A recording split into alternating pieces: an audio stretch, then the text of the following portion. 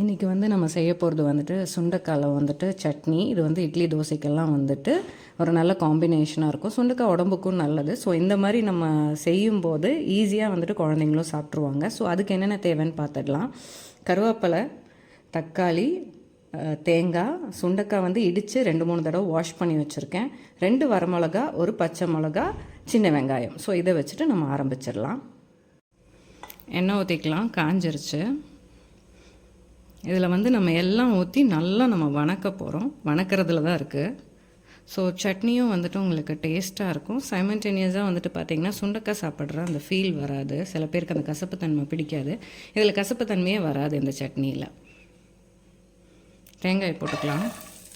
தேங்காய் கூடயே வந்துட்டு நம்ம சின்ன வெங்காயம் ஆட் பண்ணிக்கலாம். ரெண்டும் சேர்ந்து ப்ரௌன் கலர் ஆகிற வரைக்கும் நம்ம இதை வறுக்க போகிறோம்.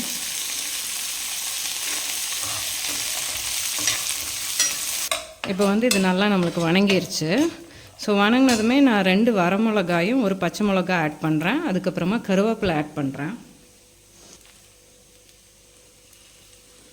இதுவும் இது கூட சேர்ந்து நல்லா வணங்கிடட்டும். இப்போ இதில் கருவேப்பிலை, நம்ம வரமிளகா, பச்சை மிளகாய் எல்லாம் போட்டுட்டோம். அது நல்லா ரோஸ்ட் ஆகிடுச்சு. ஸோ சைமல்டேனியஸாக நம்ம ஒரு தக்காளி ஆட் பண்ணுறோம். ஸோ இதுவும் நல்லா நம்மளுக்கு இப்போ வணங்கிடட்டும்.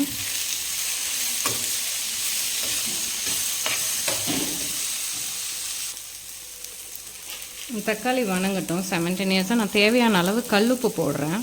இப்போ பார்த்தீங்கன்னா இது நல்லா வணங்கிடுச்சு. ஸோ இது நம்ம வந்துட்டு ஒரு பேனில் மாற்றிட்டு இன்னும் நம்ம சுண்டைக்காய் வணக்க ஆரம்பிச்சிடலாம்.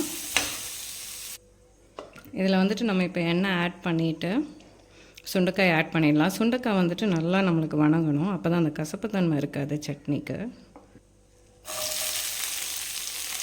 இது வந்து நல்லா வணங்கட்டும். நம்மளுக்கு சுண்டைக்காய் பார்த்திங்கன்னா இந்த ஸ்டேஜ் வர வரைக்கும் வணக்கணும். வணங்கிடுச்சு. ஸோ நம்ம இப்போ எல்லாத்தையும் சேர்த்து அரைச்சிடலாம். வணக்கி வச்சதெல்லாம் இப்போ நல்லா ஆறிடுச்சு. ஸோ இதை வந்து சட்னி பதத்துக்கு நம்ம இப்போ அரைச்சிடலாம். இது சட்னி பதத்துக்கு நம்ம இப்போ அரைச்சிட்டோம். இன்னும் தாளித்து கொட்டிடலாம். கடுகும் கருவேப்பிலையும் மட்டும் போட்டுட்டா போதும்.